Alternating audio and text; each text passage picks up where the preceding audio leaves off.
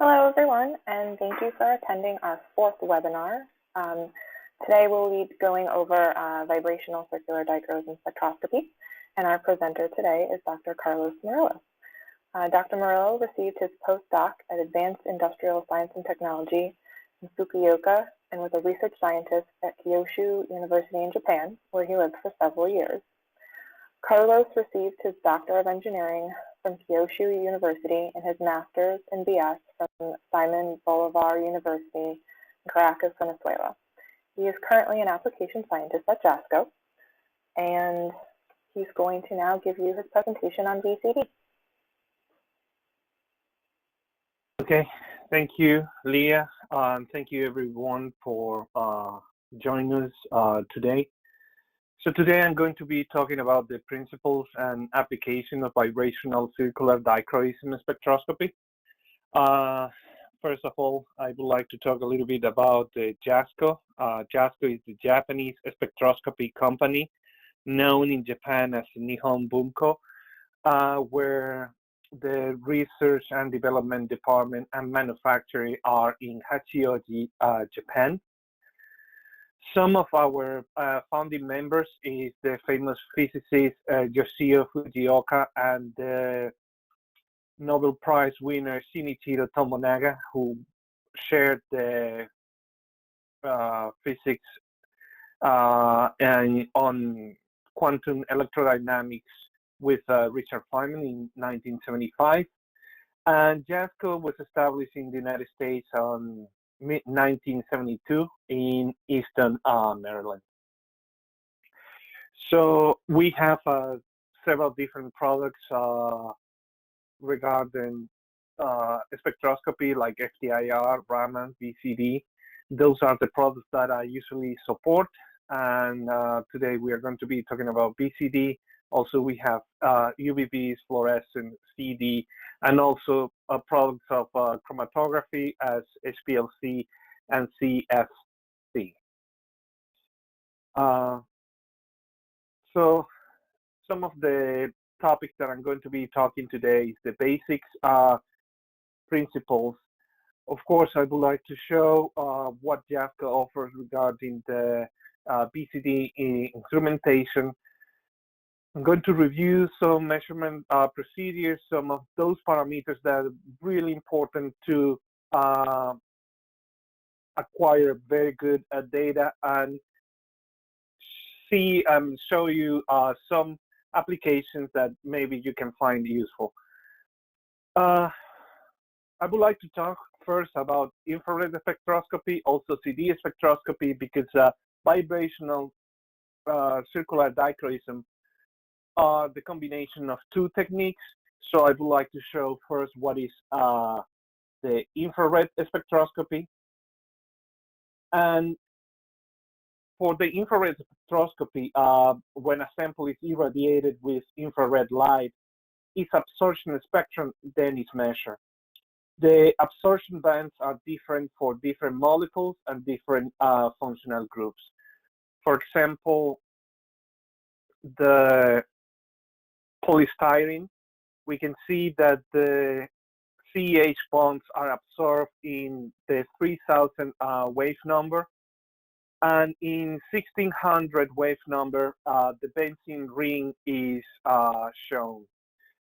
So in the case of the infrared spectroscopy, specific functional groups are absorbed in specific wave numbers that they are reciprocal of the vibration of those molecules.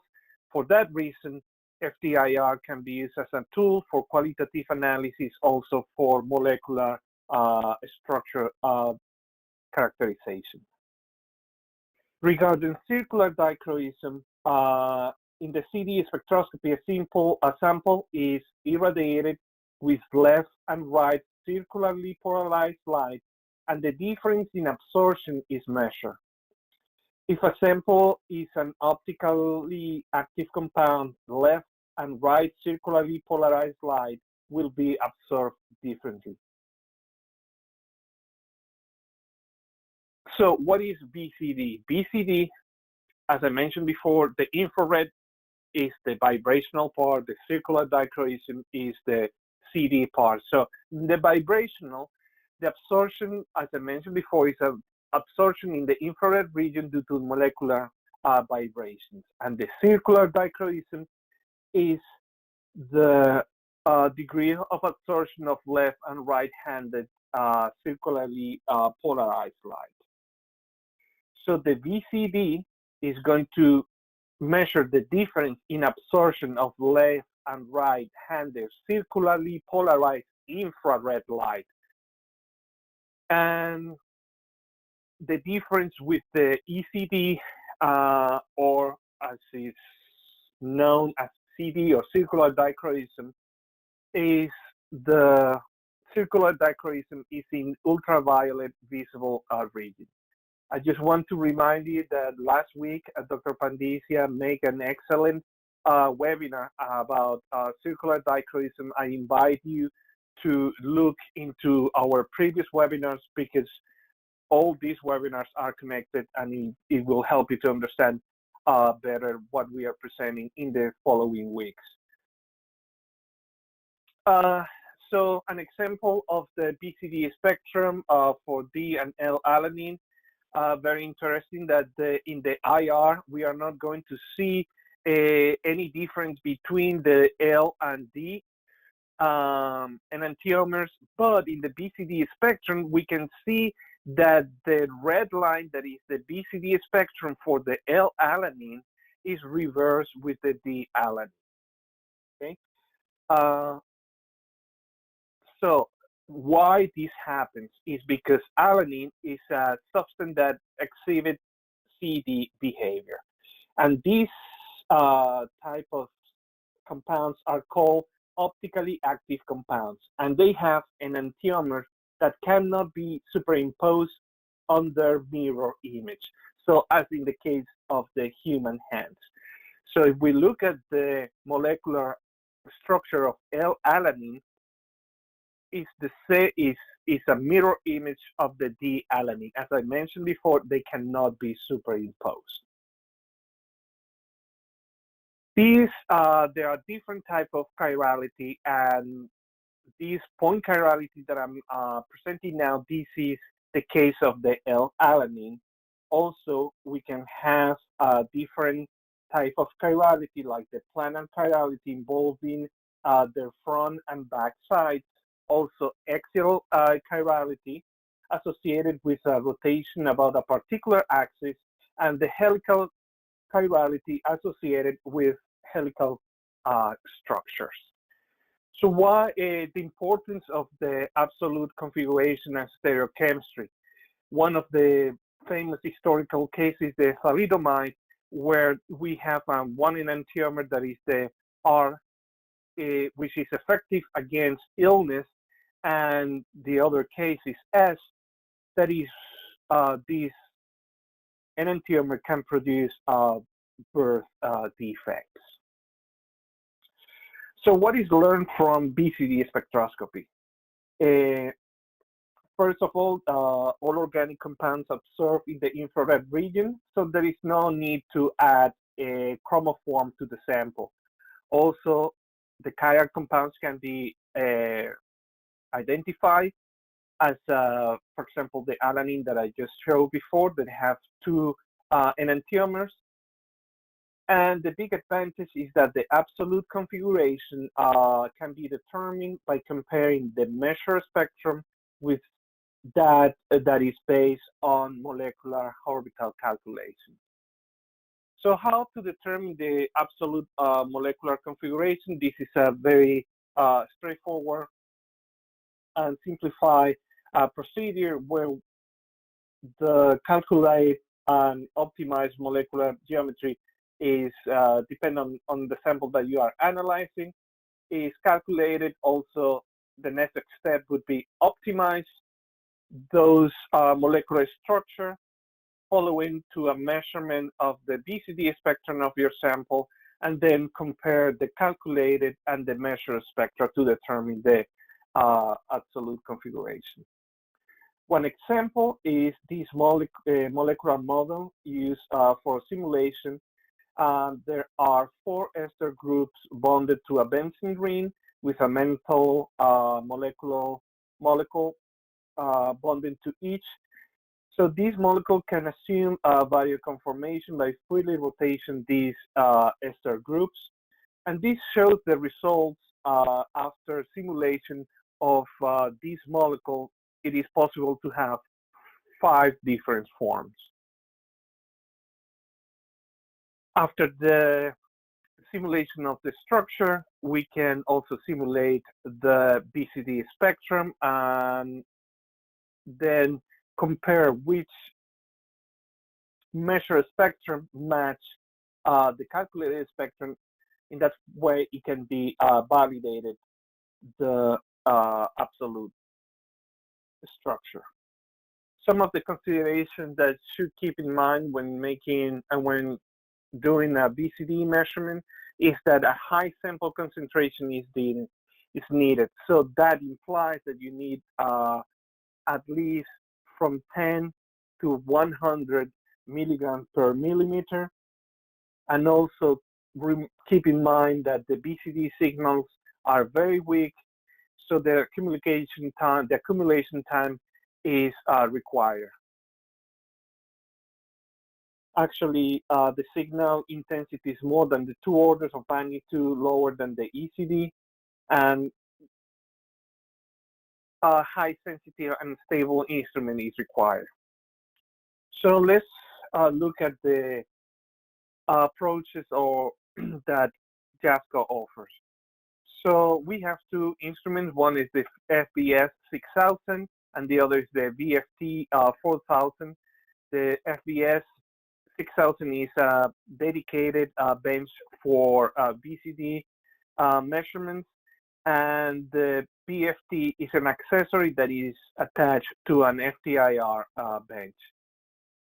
If someone goes with the second option, you still have the opportunity to use another technique as ATR. So the FBS 6000 is an optical system that is based in our high-end research model, the JASCO FTIR 6000. And these instruments have a light source, interferometer, a photoelastic modulator, a sample compartment, and a detector. So the light source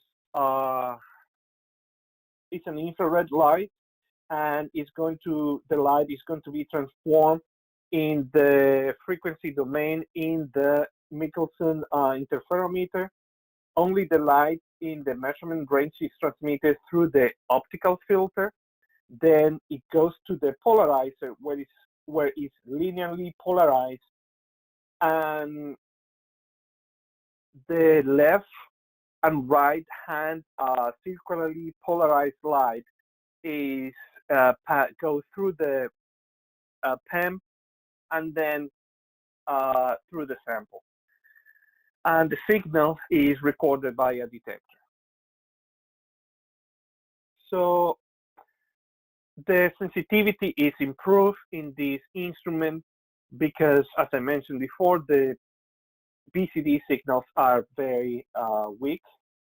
So the design of this instrument uses interferometer with an incident angle of 28 degrees, which is different from what is standard for FTIR bench that is only 45 degrees.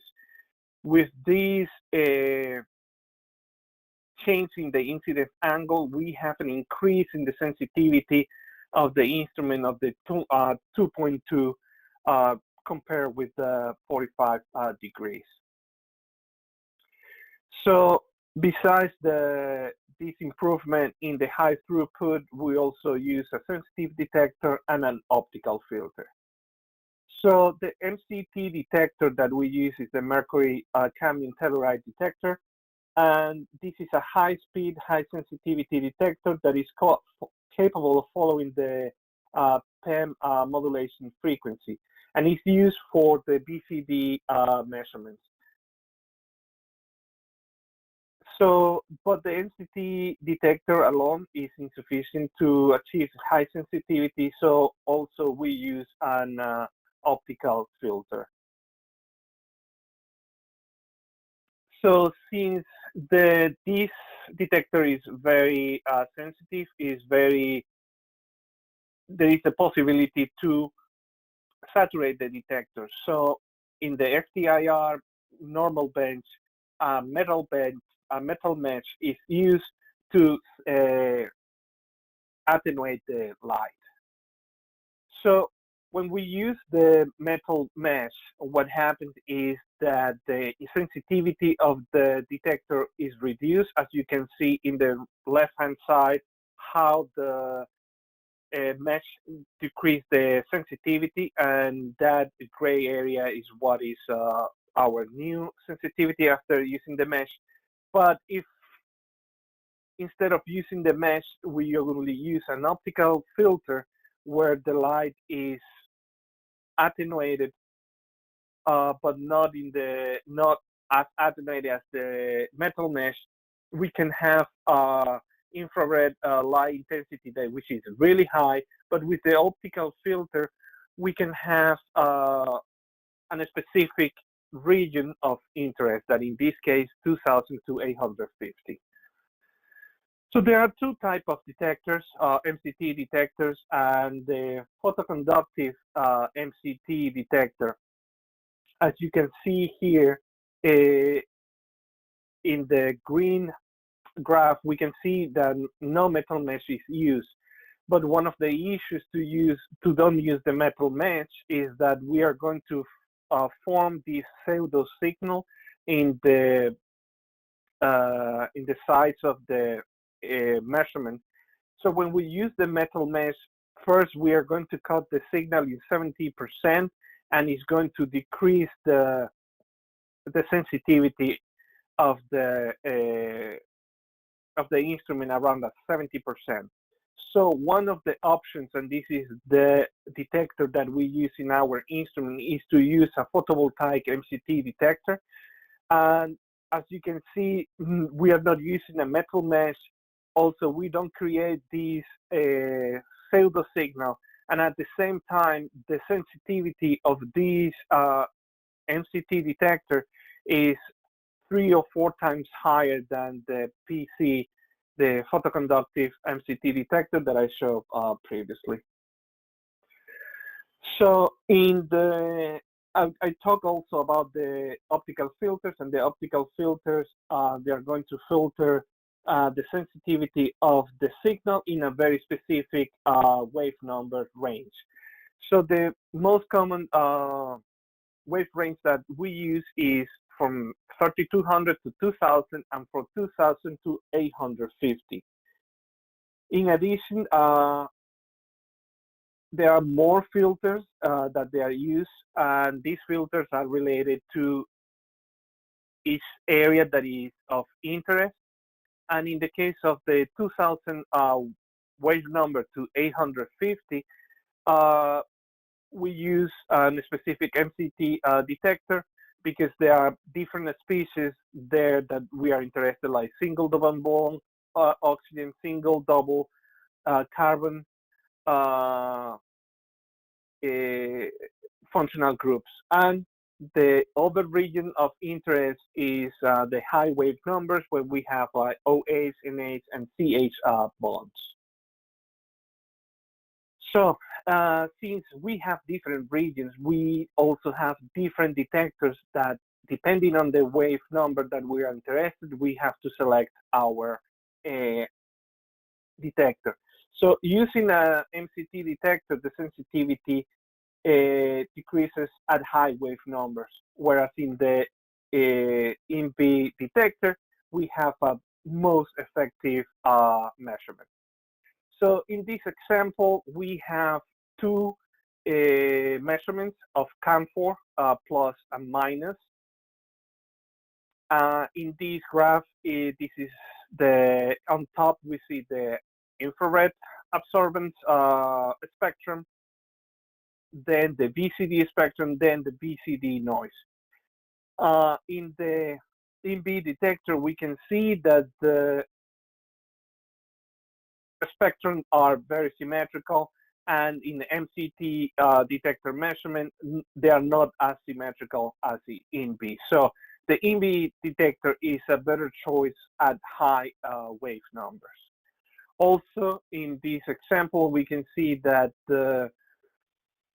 in this region with the MCT detector, we can see a lot of noise in this region due to the solvent. And because of that, in this case, the Mcp detector can represent a better choice. Okay, and regarding the last point for the advantages of using a SDS 6000 is the symmetry and stability. And one of the features of our instrument is that the light source is placed in the outside of the instrument. And because it's placed in that area, we are trying to reduce any thermal drift into the measurement. And at the same time, there are thermostats inside the instrument that they keep the temperature constant, and it doesn't have any influence on the baseline. So this is an example of the measurement when the thermostat is applied. Here you can see how there is a drift in the baseline due to the thermal variation, but when we use our thermostat that keep the temperature constant and there is no external influence from the environment, we can see that there is no changes in the baseline. So I would like to go to the sample preparation or the different parameters that you should keep in mind when doing a measurement of BCD. We have a liquid sample cell. This is the common cell that is used for FTIR transmission measurements. Usually these cells have two windows that they are going to be either barium fluoride or calcium fluoride, and you are going to select these windows based on the range. This is the wave number cutoff for barium fluoride and calcium fluoride, and they are either soluble in water or insoluble. The other parameters that you should keep in mind is the sample amount. As I say, the concentration is around from 10 to 100 milligrams per millimeter. So keep in mind that you are going to use a larger amount of sample if you compare the measurements with CD. Also, volume that you can use for this type of cells is around 100 microliters. Also, I recommend that you check the solubility of your sample depending on the solvent that you are using. So the solvent is the other critical parameter that you have to keep in mind when making a measurement. You are going to find different organic solvents, but for example, for BCD measurements, we can use carbon tetrachloride or chloroform or dichloromethane, because in these regions you don't see as much peaks. That means that the absorbance of the solvents are not going to overlap your peaks of interest. In this case, we see that a measurement of chloroform in the IR, the peak of chloroform already saturated the detector. So the BCD and the BCD noise is an area that you cannot use for the measurement. So some of the solutions for solvent that have strong absorption in the IR is to use deuterated solvents to reduce the effects of solvent absorption. And if you can see here, in this type of solvents, you are going to have a shifting of the peaks. So you are going to have a wider area to do your BCD measurement. In the case of water, is really interesting because the water can overlap all your measurement. So one of the options is to use the heavy water, and you can see how the D2O reduce the absorbance of the water. But on top, we wrote that we are using a calcium fluoride cell with a 50 micrometer spacer, and this is the other parameter to keep in mind when doing a BCD measurement. We can change the spacer of the cell to 4 microns, and shortening the optical path, we can also reduce the effect of the absorbance of the solvent when doing the measurement in water or D2O. So the other parameter that is really important in your measurement is the concentration, and in this case we have CAM4, and as you can see, the scale goes from 0 to 1, and this is the most appropriate concentration. If the concentration is too low, that you can see in the left-hand side, it goes from 0 to 0.1, the IR absorbance becomes really small, so the BCD peak intensity also becomes small. As a result, the signal-to-noise ratio becomes really poor. In the other case, that now we have a scale from 0 to 5, this is high concentration. So what happened here is the sample concentration is so high that only a small amount of light is detected, and the BCD spectrum quality is again poor. So the noise becomes really large in the wave number region when the sample absorption is really strong. So this is what happens. So the most appropriate concentration is the one in the middle, and actually the recommendation from us is to keep the IR absorbance adjusted to 0.7. So these are the different BCD measurement parameters that I would recommend. Please look at your concentration of your sample, what type of cells are you using, the windows, also the type of solvent, and if the solvent have so many peaks that it interfere with your measurement, you can change it to deuterated solvent, or the other option is to go to a shorter optical path length.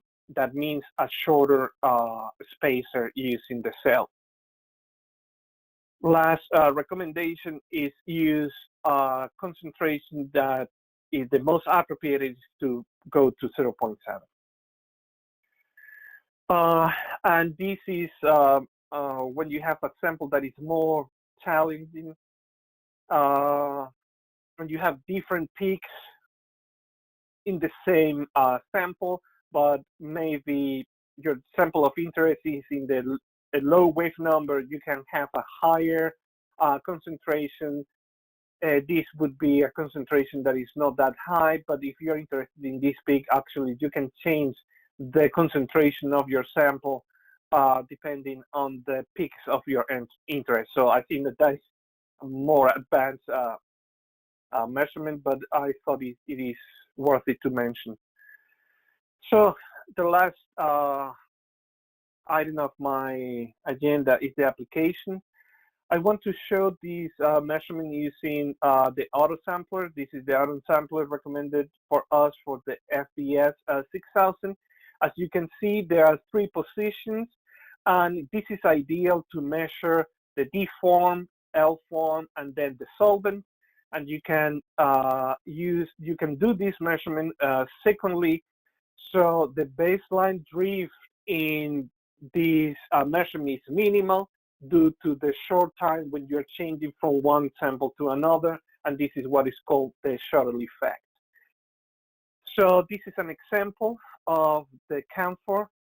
You see the IR spectrum, and below that is the BCD spectrum of camphor using the autosampler.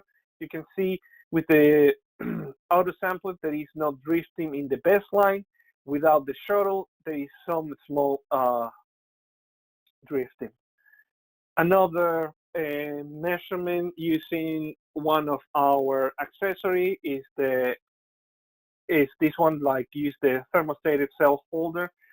And this accessory, besides holding the cell, it can we can control the temperature, and the range goes from -5 to 90 Celsius degree. And here you can see a different protein measurements. So for those familiar with the protein measurement in FTIR, the peak around 60-50 is amide-1, and even they look similar. In the BCD spectrum, you can see that they are different. And for example, you can have samples that they are reaching alpha helix, like hemoglobin, lysozyme, that you have a mix between alpha helix and beta sheet, and concanavalin that is a beta sheet rich protein. So actually, we can do some study regarding the secondary structure of proteins in BCD. But when we use protein, when we want to do a measurement with a lysozyme that is alpha helix rich, and we are using our thermostated cell, we can see that the IR spectra, when we are changing the temperature, they remain almost same. So there is a suggestion of protein degradation between 71.7 to 76.1. And if you can see these values is where we see changes in the BCD spectrum. So actually this is an alpha helix protein, but what this measurement is suggesting is that the alpha helix structure has been lost after the heating of the sample. In this application, we see the result of a study on temperature dependent of enzymatic reaction of carbohydrate. So when as you can see here, the carbohydrate maltohexose is mixed with the enzyme at constant temperature, is going to, what is happening is like the hydrolysis of glucose, and the glucosidic bond of this carbohydrate, actually what is happening is going to be weakened. So in the BCD spectrum, there is a peak associated with these glucosidic bonds. And in this work, what it was done is to do the measurements at different temperatures at different times. You can see here is the peak of the glucosidic bond at 1149, and you can see that the intensity of this peak changed with the change in temperature and time. So if we plot the absorbance of each temperature with changing the time, so what we find is, what the author find is the glycosidic bonds of this enzymatic reaction is temperature dependent, and also what it was found is that the optimum temperature is between 55 and 60 Celsius degree. This is the last application, and in this work, the conformation of carnitine family was a study, and actually very important is that the carnitine, L-carnitine, is used for food additive in the food industry, but the D-carnitine is toxic.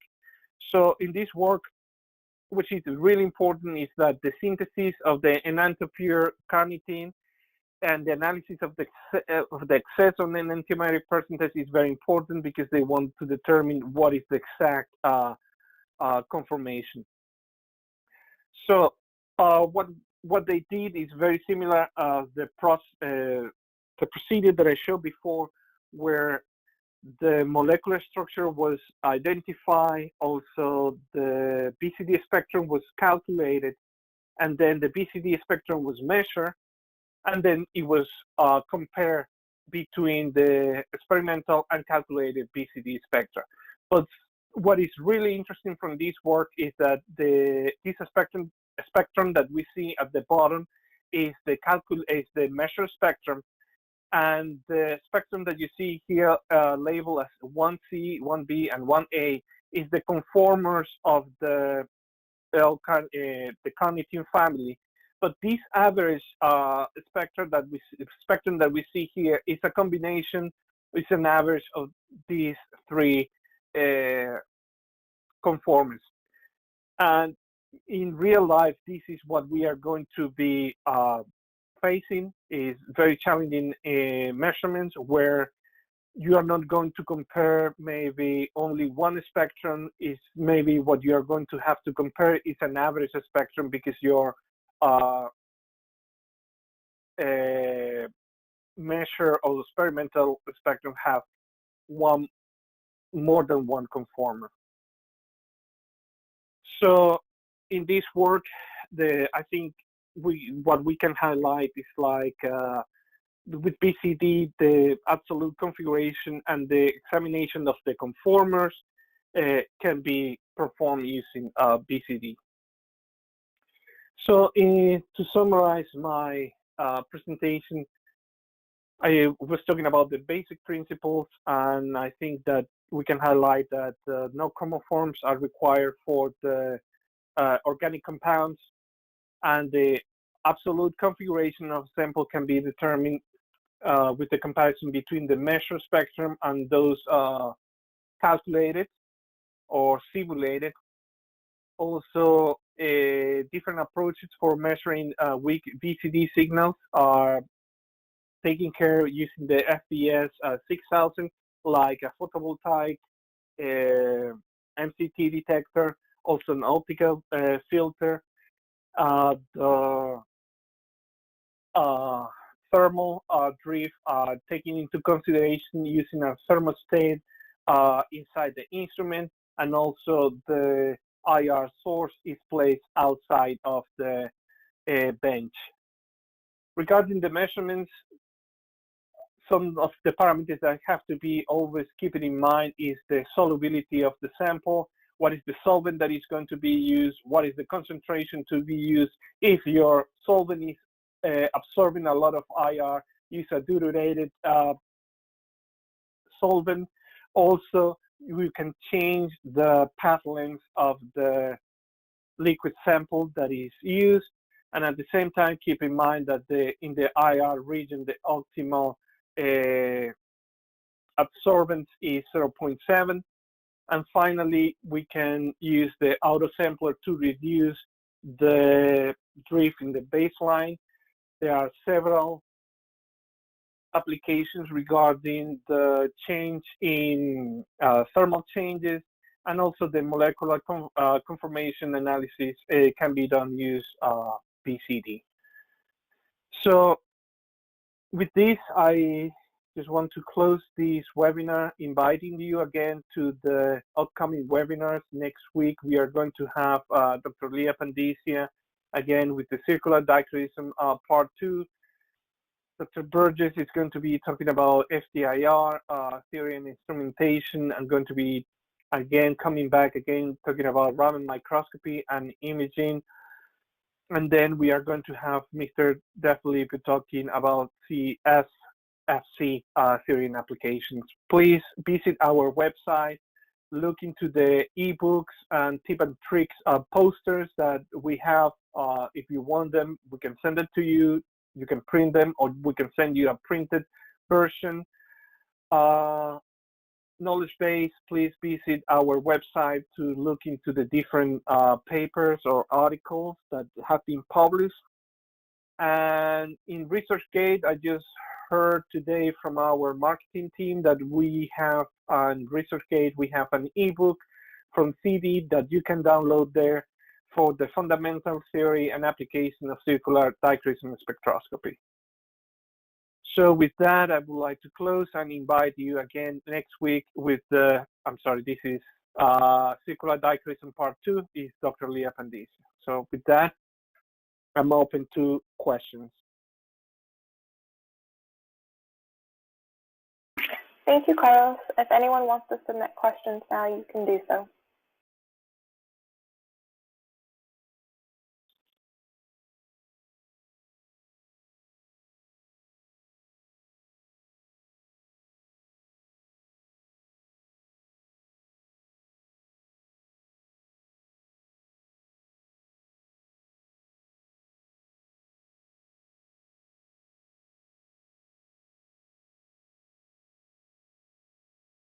Yes, I have a question. It says it is possible to measure the absolute conformation of chiral ligand cysteine on cadmium telluride nanoparticles. Yeah, it is possible. It depends. You're going to see a strong signal of the cysteine in the BCD.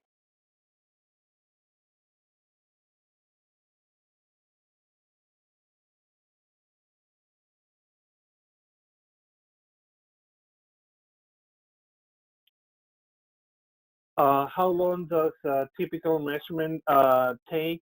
Usually we can, what I do, I select, I start increasing for 500 accumulation, 1000 accumulation, and it's going to take around 20 minutes, but usually some samples can take several thousand of cycles, so we can talk about 6,000 cycles. It could be between 2 to 4 hours.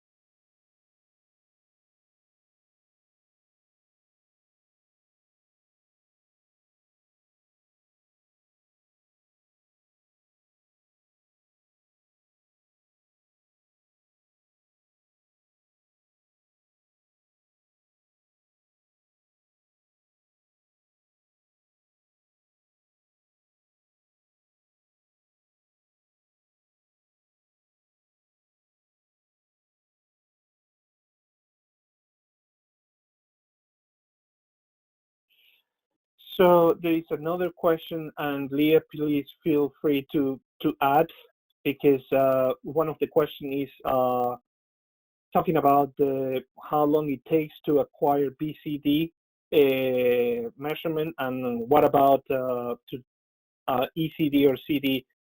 Compare like how long it takes a BCD measurement to CD, and also HPLC CD. I think that we have another specialist that is going to be talking about HPLC in the coming weeks, but I don't have experience with CD, but what I know is the signal is much more weaker than the CD, and actually it will take much more time. So I'll comment on that really quick. Sure. I can't speak on the HPLC, but in regards to ECD, what Carlos said, it depends on the sample, what the concentration is, how many amino acids are in it, so how large your signal is. If your signal is rather weak, you might need more accumulations, which is why VCD takes so long.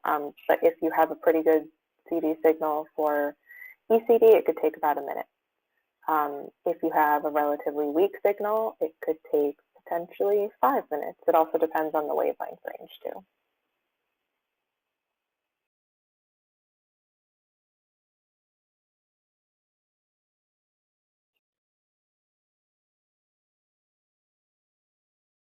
there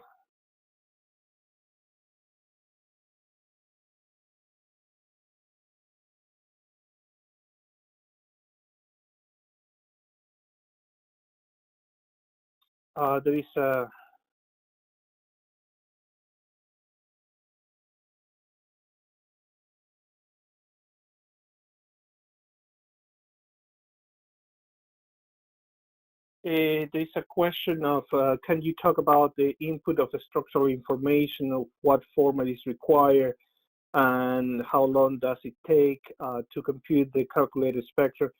So the software of JASCO, we can have inputs for third-party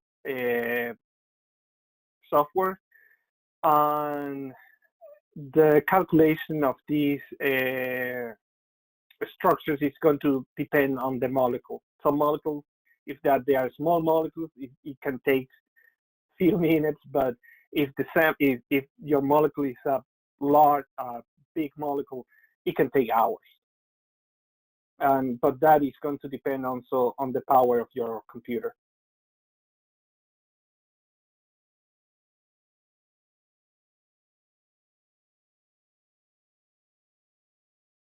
There is another question. So the greatest area, yeah, the greatest area for application for BCD, those that I have found is the pharmaceutical, especially looking into research, development of new components that you are working on simulation, and then you want to do a validation of what you are really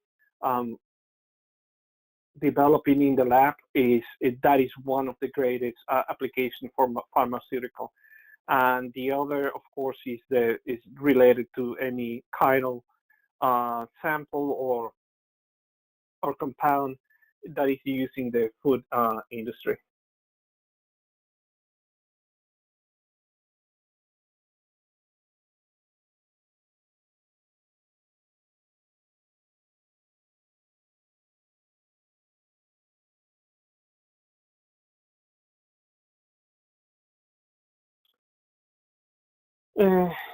Yeah, we have another question. Is we are not sure if BCD could provide valuable information on our sample. It is possible to get a sample run to test it out.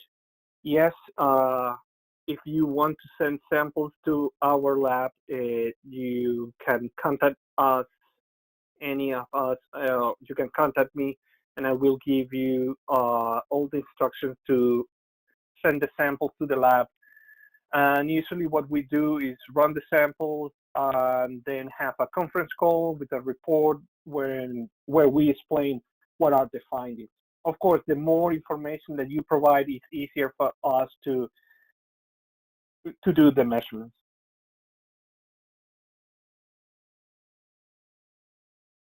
There is another question here, and I think, Leah, I'm going to let you answer this one, because you say, can you list down few advantages and disadvantages of BCD instrument over the CDJ 1000? I think that's very dependent on the application. Yeah. Because it's not necessarily one or the other. It's what region of the wavelength are you probing? Are you looking in the near infrared, or are you looking in the UV or visible? Yeah.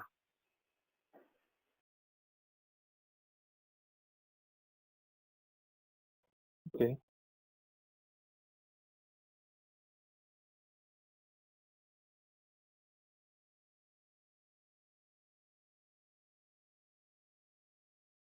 So I think that's all the questions we had. If anyone else has another question, just send it forward. Otherwise, I think we'll wrap it up. Okay. Thank you, Leah. Yep. Thanks, everyone, for your attention.